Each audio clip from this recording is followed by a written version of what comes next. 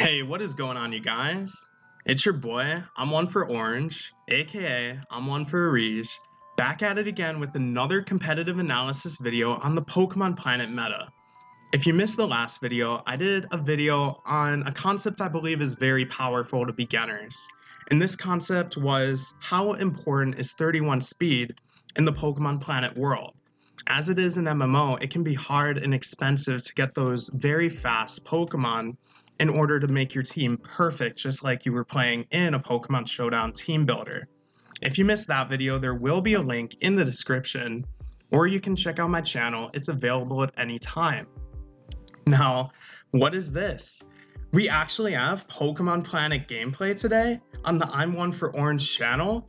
We aren't just going to be looking at a Pokemon Showdown team builder and some calcs. And spoiler alerts, we will definitely be looking at calcs. But whoa, we have gameplay. Now, the reason for this is today's upload is going to be an analysis on a few handpicked games I chose out from the Pokemon Planet Clan Wars gameplay.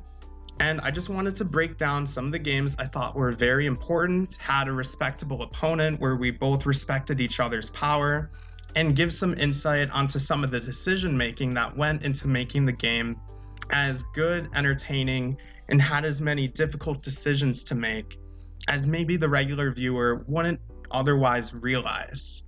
I'll definitely highlight some mistakes and give some commentary over how I feel my opponent could have played better and possibly defeat me.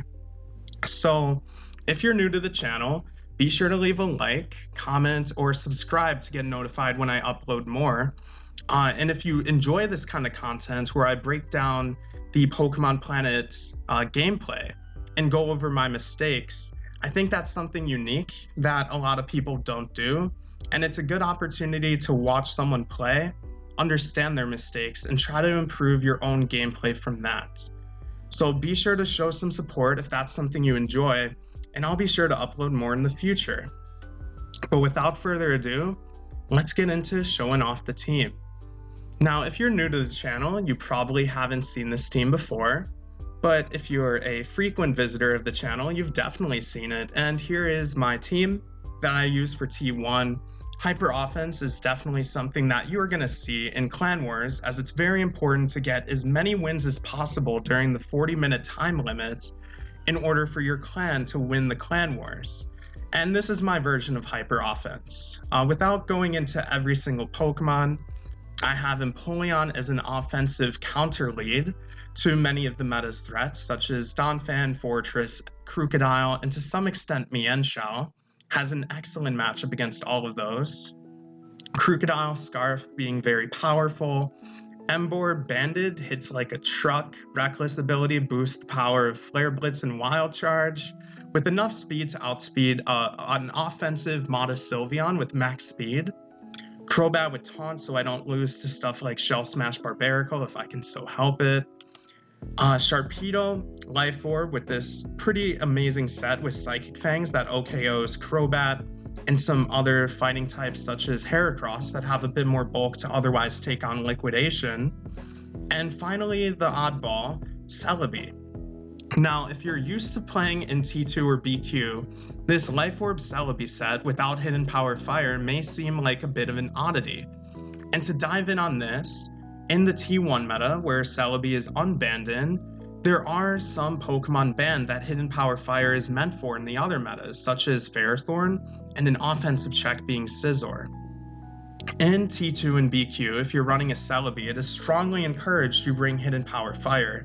But in the T1 meta, the only reason to really bring Hidden Power Fire would be for Fortress, which can't wall you in the same way, being weaker on the special side, that Ferrothorn certainly does in the other metas.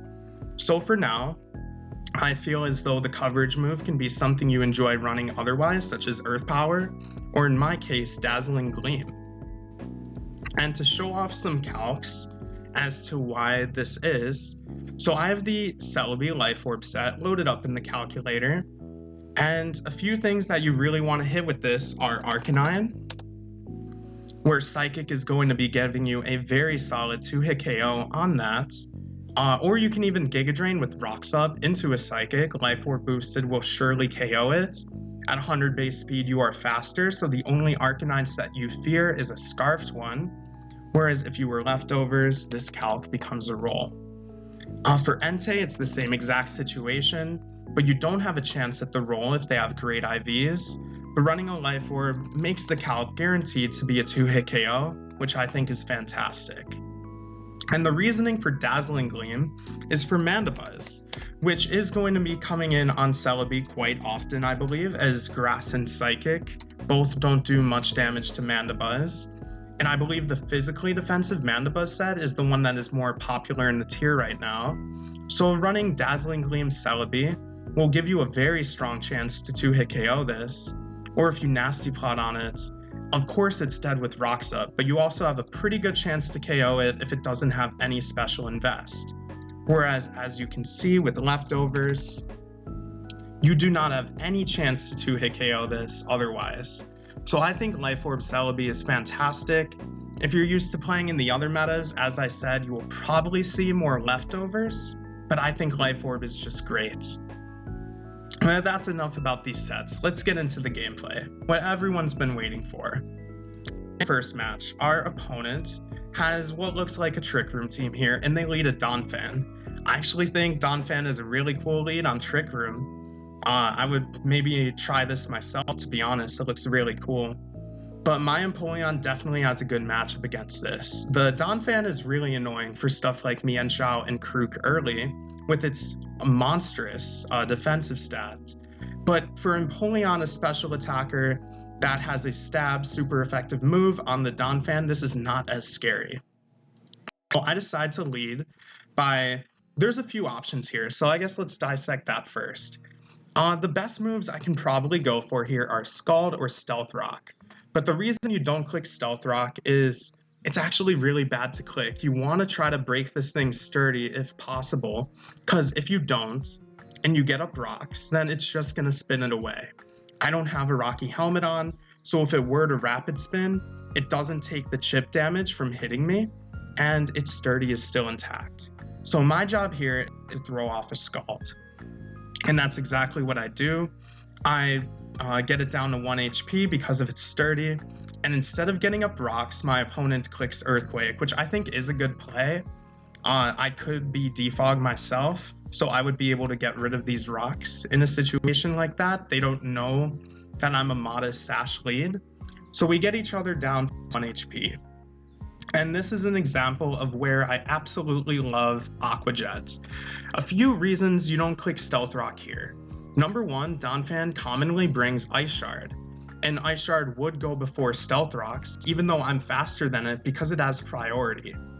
And yeah, I guess that's honestly the main reason that you don't click Stealth Rock here. The Ice Shard is going to pick you off. And the reason you don't click another move like Scald or Grass Knot, even though it's certainly stronger than Aqua Jet, is because of that Ice Shard threat. So the Aqua Jet catches my opponent by surprise, and I get the KO. Now, more about that Stealth Rock commentary. Looking at why the team is a Trick Room team, as I described. So everything on the opposing team is going to be slower than this max speed modest Empoleon. And now my rocks are here, and they're here to stay. And I did a good job of keeping them off from the Donphan. And this is going to be a really good match. The spinner is gone, and the rocker is gone. And when I get up rocks, they're here to stay. The only way I don't get rocks is if the Sylveon has Psych Attack. Then it would go before my Stealth Rocks, as that's a priority move. But my opponent brings out Cresselia, presumably to, set up the Trick Room. So I decide to set up my rocks. Now, this is a situation that we're going to see this is a decision I had to make that is going to be really important later in the game. I made the wrong play, and you'll see why I messed that up. So here I have a decision to make. The Cresselia set up Trick Room, and it's certainly going to be slower, therefore go first, versus this Empoleon here. And as a result, I probably should have just clicked my priority move again to get the little bit of chip damage. I chose to click Scald because I felt that if the Cresselia user switched out here, I wanted to get as much damage as possible on anything that came out. But this was, again, a really big mistake that you'll see. There was no reason for the Cresselia not to click an attacking move here, and therefore that's exactly what they're going to do. So as you'll see here, they just go ahead and click Psyshock, and I die. So at this point, the Cresselia has Trick Room, Psyshock, probably Moonlight for recovery, and then the last move is a bit of an oddball. Some bring Moonblast, some bring a status move. And the best thing I can do here is go into my Shark, as I have Protect, and I'll be able to, number 1, stall out the Trick Room turns, and number 2, Scout, and see what they have. So I click Protect as my opponent goes a Scavalier, and you'll see that Protect fails. So when Protect fails, you can use it again. If the Cresselia user were to, for example, attack here, the Protect would work and not fail. But because Protect failed, because no attack was issued on it, I'm able to click it again. So this is great for me, as I'm able to scout for what this Escavalier is going to go for, as well as stall out more Trick Room turns. So at this point, there's already only one more turn of Trick Room. And seeing that it's X-Scissor, I don't see leftovers, I can maybe safely assume that the Escavalier could be banded. So I decide to make the decision to go into Crobat. This could have been a lethal decision if they were not banded and they went for Iron Head. And as a matter of fact, they were not banded. They were Life Orb. Now at this point, the Trick Room wears off and I have a decision to make. Do I go for Brave Bird, which certainly doesn't kill, as I'm not a banded Crobat? Or do I try to switch around on the Iron Head that could come out? Possibly into Emboar, as it'll blow this away. Now, it is a 50-50, and I chose to position myself around a possible Cresselia switch-in, as Cresselia certainly won't really care about Crobat offensively, but I was thinking maybe it would try to switch in and get up Trick Room. So I Brave Bird to do damage to it, and I could have gone Emboar. Like I said, I certainly could have gone Emboar. But the reason I didn't is in the case that my opponent did go into Cresselia, the Emboar damage is not going to be enough to keep the Trick Room off, because we're both going to be pretty much sending each other in that turn, right? So on the turn that I'm able to hit it, as it sets up Trick Room, I don't kill bar a crit. And that's not reliable enough for me. It's going to be really hard to pivot around Trick Room now. I would probably have to sack Celebi. Decided to hit it. I don't kill, and the obvious choice here for trying to clean is Crocodile, to try to do some damage, knock off some items, and get some mileage there. So I believe my opponent made a mistake here, but it's really going to hurt them very bad because of the unfortunate thing that happens right after. I think seeing that I was Intimidate, they should have just sacked the Escavalier. With rocks up and no defogger, it's impossible for the Escavalier to ever come back in and get a hit off. But they go hard into Cresselia, and it goes from 87 to 40. So it took 47% damage. Looking at the calc for that, you're going to see that's about in line with the actual calc. Now, when it doesn't have an item, this next knockoff is going to be 34% max. So it's out of range, right? And this is where I say, if I clicked Aqua Jet on the turn with Empoleon in against the Cresselia, I think that 4 to 5% damage I could have gotten would have at least given me a chance for this knockoff to kill. And I feel really bad. I was trying to determine what to do here, but there was no way I could prevent Trick Room from going up anymore. So at this point, I decide, okay, I'm just going to hit him. Maybe I'll kill. And I kill because of a crit. So this situation could have possibly been avoided had I Aqua Jetted with the Empoleon. That 4 to 5 damage, it could have made a difference. But unfortunately, I do crit my opponent. I feel really bad for that. To some extent. I mean, good luck, have fun. Unfortunately, I had the good side of the good luck. And it just sucks, because at this point, there's no more Trick Room setters on my opponent's team. And the Trick Room team is going to struggle out of Trick Room, as you see. So my sack here is Celebi. as I still have Sharpedo to be a backup plan against Rhyperior, and Celebi is also good against Dragalge, but I have Psychic Fangs on the Sharpedo for that. So I sack Celebi, get the damage off I need for the liquidation to kill from my Sharpedo. I could have superpowered here, but I did not want to take the risk of Sylveon staying in, as I still felt Emboar was really good this game.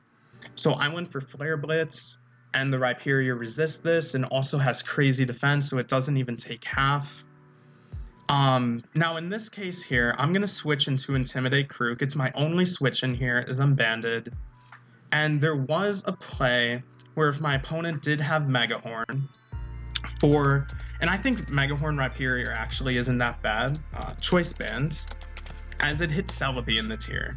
So had he Choice Banded Mega Horn me, it would have KO'd me. It would have KO'd through Intimidate. As you can see, Intimidate is active.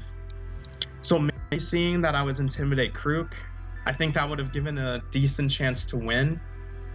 I'm not entirely sure, but it is banded. I get the Intimidate drop, and I go for Earthquake here as it hits everything well. Now they sack a Scavalier, so they must have thought they were dead to Earthquake. Now, as we'll see in the next play, the Rhyperior comes in and loses more health from the rocks, but they survive the Earthquake this time, so maybe staying in was a play. I'm not sure. Could have kept the sack maybe one more turn. But at this point, because I'm Psychic Fang Sharpedo, I'm able to clean up the team no problem. Even if somehow the liquidation doesn't kill Sylveon, I have Emboar, which is guaranteed faster, unless it was Scarf Sylveon, which I was able to scout for the damage and see that it wasn't. Yeah, at this point, even if the Psychic Fangs didn't kill Dragalge, Emboar would have been able to clean up just fine. So yeah, that was this game. Like I said, unfortunately, I did get a crit, and that mattered a lot. So I do feel bad. Good game, though. The next opponent is going to be Lath, and as you can see, this is a more standard team here. Leads with Fortress, and we'll see why Empoleon is so good in this matchup. As the Fortress gets up Stealth Rock, I'm able to keep my Sash and 2-hit KO this Fortress. Now, Empoleon is going to get a lot of mileage here, and the reason I'm killing these instead of getting up rocks is because I really want my Sash intact for whatever's coming in next. My opponent goes for Alligator, and I'm not sure, I think possibly Noivern could have been a play to like U-turn, but it's a little risky if I have Ice Beam. I guess it is a little risky in all regards, especially with the Sash up. But my opponent decides to go for the superpower here, get me down to my Sash, and I'm able to hit it with a very strong Grass Knot. As we can see, that was Life Orb, so now the Life Orb recoil is going to kill him. My opponent smartly decides to just pick me off with an Aqua Jet and not fuck around with Aqua Jet Empoleon running around. Good play. And Empoleon killed 2. My opponent has rocks up, but Empoleon got a lot of mileage. Looking at my opponent's team, the scariest thing for me was definitely the Noivern at this point in time. So I go Krook to contest that. And alright, I made another bad play here, I'm not gonna lie. So I could have gone for Edge, as Edge was the only move that killed this Noivern, since I did not have rocks up, right? Let's look at the Noivern. Fully offensive Timid. Knockoff is not gonna be KOing. Actually, neither was Stone Edge, but maybe based on the IVs, it could have been different. Honestly, also I do stand by Knockoff, because knocking off the specs could have been really good. And I still had Crobat and Sharpedo to deal with Cobalion to some extent. So maybe knocking off the specs, even if I died here to Draco, was the play. I didn't have a switch in. I get another crit. I don't know, maybe these videos aren't the best to showcase as how insanely lucky I got. I'm sorry again, Lath. So I can't stay in on this Cobalion. I'm Choice Scarfed into Knockoff. I would just give the Cobalion a justified boost. So what I decide to do is, because of Crobat and it has Infiltrator, even if this subs, which is the only set that can be really scary, I'm able to go Crobat and at least hit it very hard through that sub, and then start panicking and trying to figure out what to do after. But I cannot let it sub up. I Brave Bird for the chip I need. That chip is going to be very important for probably, it could be enough for Shark, but more importantly, this Crocodile comes in and just cleans it up with Earthquake with no switch-ins remaining to that. Scarf Crook really just putting in the work here. They respond with their own. I don't know exactly what they're going to go for, but I don't think Celebi is as useful anymore. Also, if they did go for a Quake, which was stronger than Knock, I lived it, but they go for Knock, which was pretty smart here. Now, because they are... Also, this was kind of a mistake. I really did presume that they were Scarf, based on how they played around my Crook. So, especially after I didn't see Intimidate. So this decision could have lost me the game if they were not Scarfed, if they were some other offensive item. But I call out that they're Scarfed and I go Emboar because a +1 knockoff is not going to kill Emboar, and I'm going to be able to kill it with Superpower. And that is exactly what happens here. Now I'm knocked off and the Meloetta is going to come out. I have Sucker Punch in order to hit it, but because this set could be kind of scary, if it was a bulkier set or it got a sub up, I could still lose like that. So I just hit it to make sure a sub doesn't go up. They hyper voice me. That could be Specs or Scarf in that case. But my Crook is faster as this is 92 base speed and the Meloetta is only 90. So I should be able to win with knockoff in the end game. And that's exactly what happened. So I'm sorry for the crit. It probably mattered, to be honest. I stand by my play to click knockoff on the Specs, but that's how that game went. So now for the meat of what people are probably here to see, and that is T2. Let's take a look at my T2 team. I have another hyper offense team here. I have an Azelf with Taunt, Stealth Rock, Fire Blast for Ferrothorns, as well as Explosion. Just a good HO lead. I was struggling very hard against Excadrillos this weekend. I have a max HP, 31 speed to taunt other Serps, Serperior with Screens. So this is HO Serp Screens. I have a Manaphy here with Tail Glow and 3 attacks. This is not the rest set. A Volcarona, which is so risky to run with no hazard control, especially with no Roost on it, but yeah, this is my Volcarona set, Life Orb.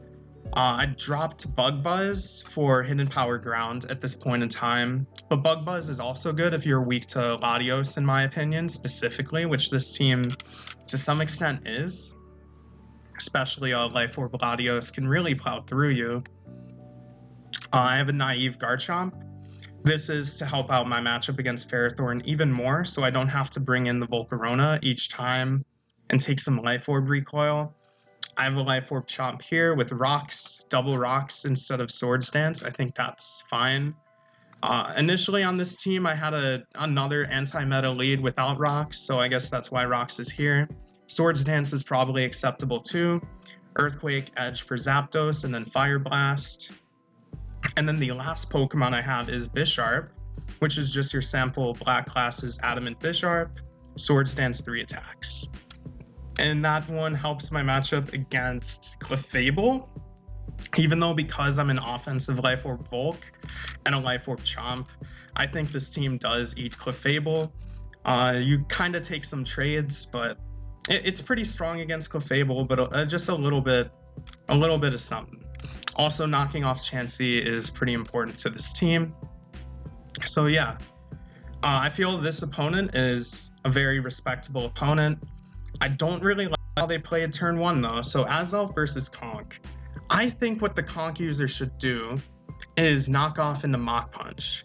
And saying these words, I see why it could be kind of scary to do that. Azelf is a Psychic type, and as a result, I could click Psychic. But it is really hard to justify running Psychic over Fire Blast on Azelf, especially with stuff like Bisharp being able to kind of come in and revenge kill you with Sucker Punch. Like if you weren't a Fire Blast set, if you were a Psychic set, being forced to explode or taunt a Bisharp is kind of I don't know. And then also being totally walled by Ferrothorn, Psychic doing close to nothing, and Explosion doing very little as well. I think the play is really to just knock off in the mock here. But here, let's do this. Let's get the calc in here. This, boom. Clear my sets for T1. Refresh the page every time. Thanks, Showdown. Get this all in here. Okay. Only show my sets. Let's look at Azelf. Let's make me 252 and replace Fire Blast with Psychic. And let's see if I should really be scared of, if a Conk should be scared. So clearly, if it is a Flame Orb set with no HP invest, I think 88 is the invest you kind of run in PPO. 88 HP, it's dead. But the other set that people are using is Assault Vest, right? So Assault Vest, you live the Psychic. Even if I'm max special attack, you could fear Life Orb. And I've never played this opponent with Azelf, so maybe that's exactly what they feared. But as you can see, a max attack, we can make this just Iron Fist or Sheer Force or whatever. I think you actually still run Guts. So there, we'll just keep it true on AV. Knock into Mach Punch kills 100% of the time. So I think the Conk player should have done this in the turn.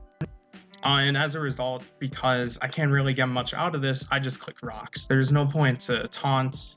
Like, I'm not really that scared of Bulk Up. I can just boom on that and Revenge Kill it. So they go Ferrothorn, and I decide to Fire Blast Raw.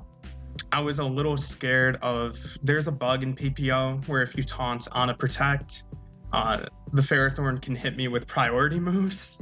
So that's a little stupid. It's like as if the Protect priority is +4 or +6. I can't remember.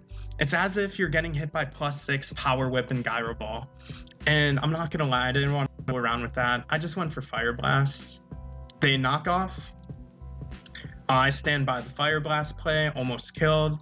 And I definitely didn't want to taunt. So at this point in time, I was gonna click Explosion, and we're gonna see more PPO features come into play. So I decided to click Explosion, as they do Protect this time. And I'm exploding because I want to be able to possibly catch an Azu if it comes in to pick me off with Aqua Jet, even though I do have a max HP Serp in the back, so I may have not needed to do this. But I explode.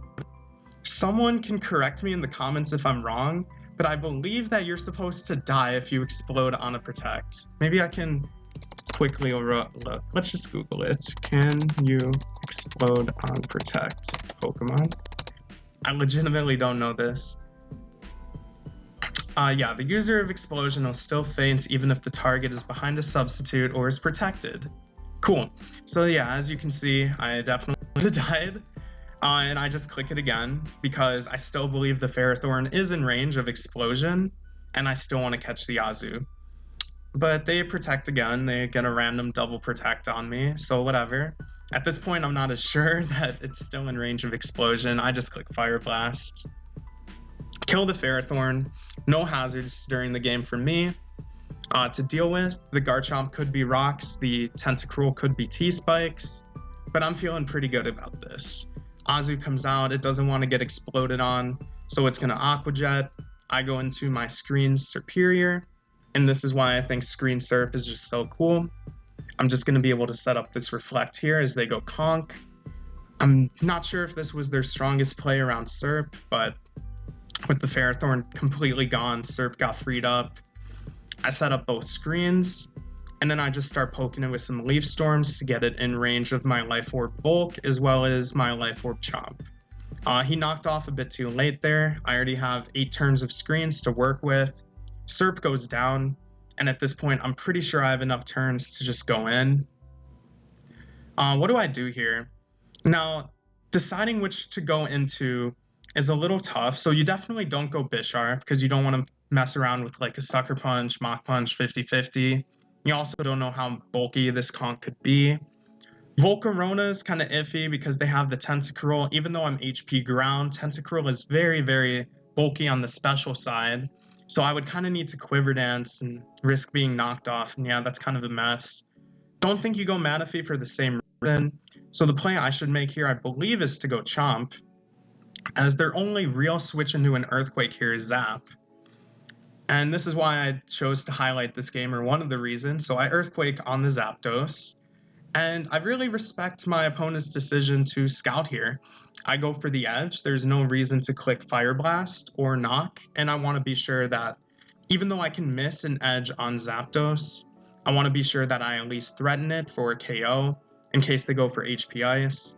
Well, I connect on the Azu here, and I guess it would have completely died to Quake, so good scouting for my opponent, but the Life Orb Chomp just prevails. Here they go into their own Chomp, and shout out to my 31 speed video. This is why it's so important. As you can see, my opponent actually didn't have an answer to a Chomp here at all. They don't have the HP Ice Alakazam or Keldeo or something to revenge kill this from this range. At least Keldeo would be able to go for the Icy Wind, and so would an HP Ice Zam. But I Earthquake. I don't get the kill. They're also Life Orb, and that was all cool. So I get it down to 4%. Now at this point in time, Sucker Punch has a 50-50 with it. They can stall me out or just switch. Manaphy is slower, and I believe my screens are gone at this point. And Volcarona, it can also be slower. So I go into Azelf, and I decide to just Fire Blast this. So if I missed, the game could have been a bit different, I suppose. I don't really think so, because it still would have died to Life Orb recoil. But I thought that was funny, Azelf picking up another kill. And then, I don't know if the Tentacruel is going to spin, but I decide to boom. And that was all cool. He lays down Toxic Spike, so suddenly there is a small end game. I don't think it's really possible for my opponent to win from this point. I have a bit too much momentum, but T-Spikes definitely help him out since I am not a rest variant on Manaphy. Rain Dance Rest, and Volcarona definitely doesn't appreciate being poisoned. So I go into Bisharp here. I also could have gone into Manaphy, and I think Manaphy could have been clean too. I'm just a bit worried about taking too much poison damage, to be honest, and maybe not KOing the Zapdos, and things just get ugly from there. Or if it was even an offensive Zapdos, which I don't believe it was, but I didn't get a damage roll on it to see. So just a few things to consider. I can knock off or Sucker here. I decided to not because I didn't want Zapdos coming in for free. They get a Scald Burn, so that's something you could have avoided by going for Sucker. But Tentacruel could just set up another layer of T-Spikes, or they can go Zapdos to avoid that. So I wasn't too sure. The burn matters to some extent. Sucker Punch isn't going to KO now. They Mach Punch. I think if they drained, they could have had a better chance to win. But at this point, Life Orb Volcarona, I believe, would have KO'd from that range, even if they were AV, and they Drain Punch their health back. As we'll see how much it's going to do to Zapdos too. So I Flamethrower this. You don't set up because you don't want to take a ton of damage from knockoff, even though I believe you could have lived that. But I Flamethrower just to be safe. There's no need to. And then I Flamethrower Zap. I could still lose at this point if this was an offensive timid Zapdos and it was max speed. But Life Orb Volcarona comes in clutch to pick up this KO. I don't know if that damage roll is guaranteed if you're not Life Orb, but I thought that was pretty cool. Alrighty, so that is a bit of a breakdown on those teams. I really hope you enjoyed this style of video. It was really fun to go over. I'll put the pace to these teams in the description, and if this is something that you want to see more, then let me know. I know a lot of my friends tell me, where's your PPO content on your PPO YouTube channel? Well, here it is. We made a difference today. Leave a like, rating, comments if this is something you enjoy, and also subscribe to the channel to see more. If you stuck to the end, I'm working on a podcast with another Pokemon YouTuber right now, so look out for that. That might be a reason to subscribe. I think it'll be pretty cool. And without further ado, we'll go ahead and wrap this up. Enjoy the picture of Azov as we exit the video. Hope you guys all have a fantastic week coming up, and I will catch you guys in the next upload. Peace.